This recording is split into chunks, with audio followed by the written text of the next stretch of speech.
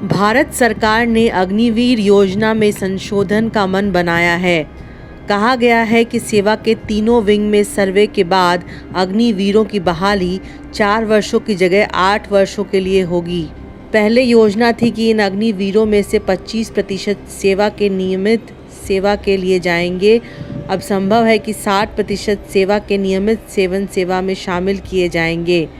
ये 70% तक हो सकता है।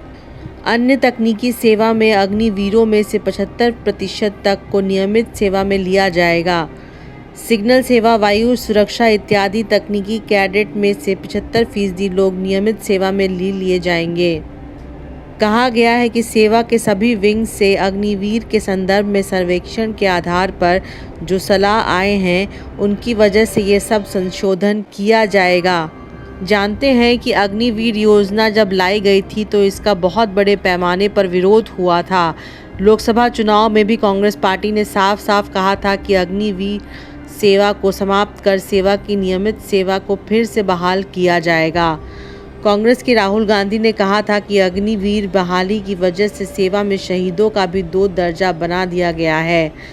चुनाव में जब भारतीय जनता पार्टी बहुमत का आंकड़ा नहीं पा सकती और एनडीए के सहयोगी दलों पर सरकार आधारित हो गया है, तब अग्निवीर का मसला सामने आ गया।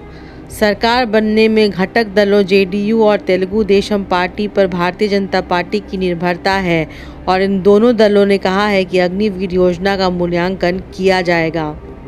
अग्निवीर योजना के तहत 4 साल के बाद कुछ पूंजी के साथ सैनिक रिटायर्ड हो जाते हैं और आगे उनमें से 25% लोगों को सेवा के लिए लिया जाता है।